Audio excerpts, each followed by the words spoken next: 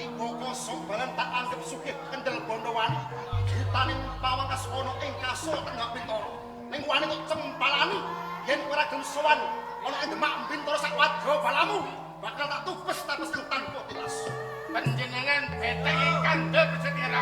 Praset, prajurit.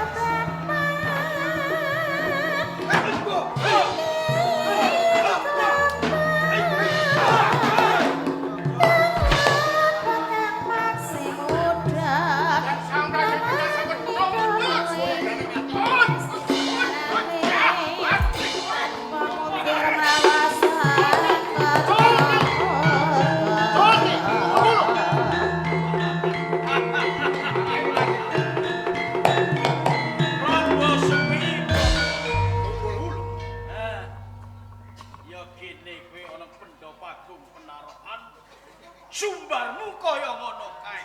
Ning pungkasane kepiye saiki? Mergo abot sesanggeman sing butak tindakaken prasasat aku lila dadi Sulamen Bantala. Sauger aku bisa nyuwanke kowe ing Kasul Tenggak Bintara. Ya. Aku ngregani apa sing dadi kekarepanmu. Jalaran kowe pinangka Sraya dalem. Iso ora iso kudu bisa mungkasi karir.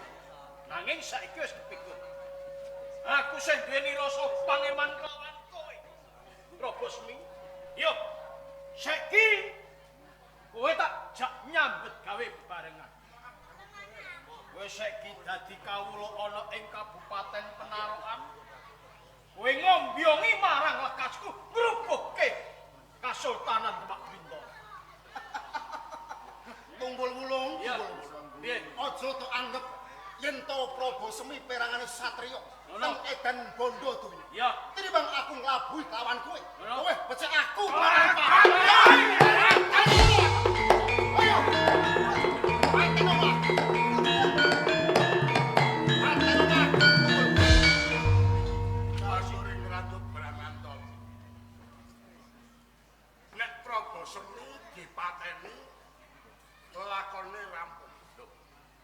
Rampung pripun?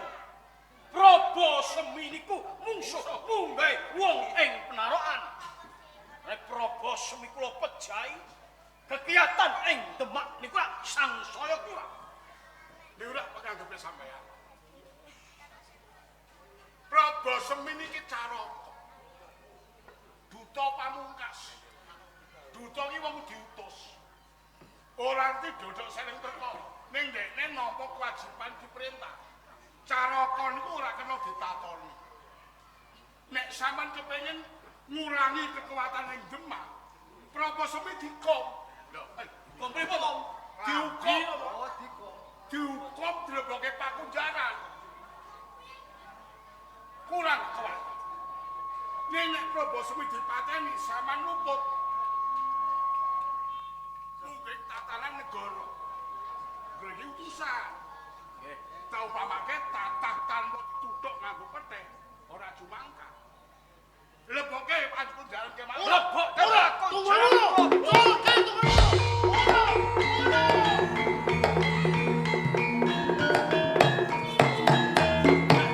Lampah Prabu Semi pun klebetaken wonten ing pakunjaran. Tasipun bacotaken lho mboten. Kenging napa boten?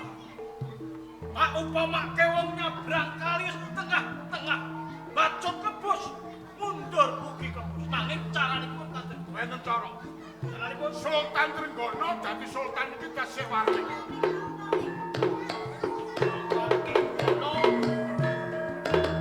dados sultan warnen tegesipun warnen niku Dadi sultan para wali nganti kelalek.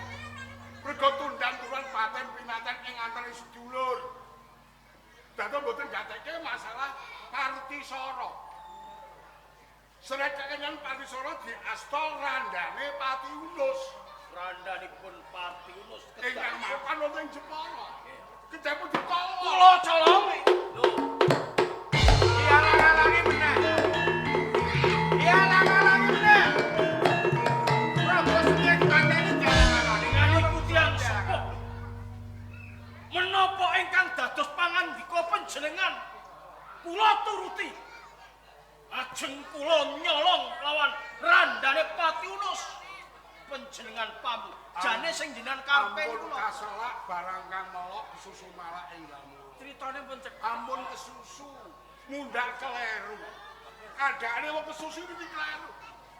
Nek sampean jumangkah ing Jepara. Wong Jepara ngerti nek sampean iki bupati saking Penarukan. nggih Nyanggo cara tabuk sak tangan, sirikan tabuk kecil tangan. Carane kadang sampean gunakake.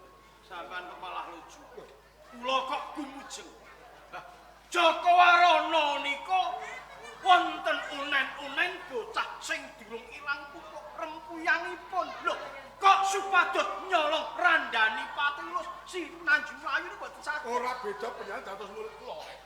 Tasih bodho ling-aling. Yen pun sampe jangkep gone ngangsu kawula. Sang pinter wibawa. Ora beda warono kula licik. oh napa nggih Lho nggih no.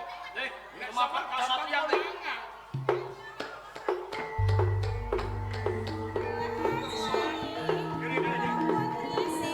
gini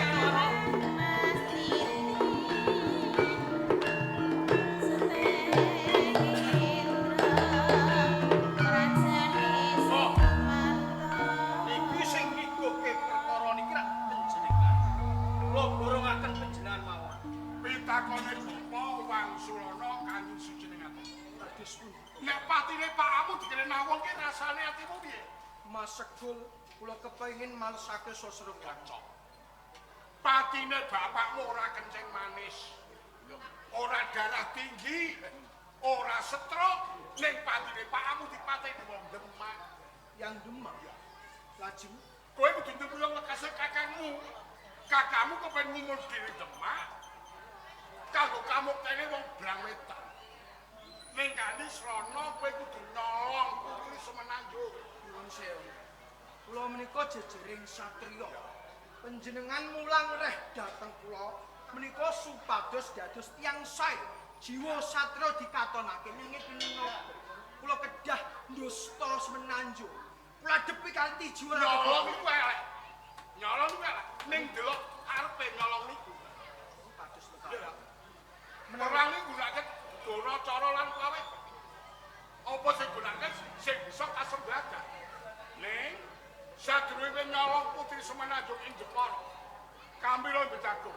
Pamit karo kadamu sak katrine. Sampun gamblang trawaca pareng mengsek. Sing hati-hati.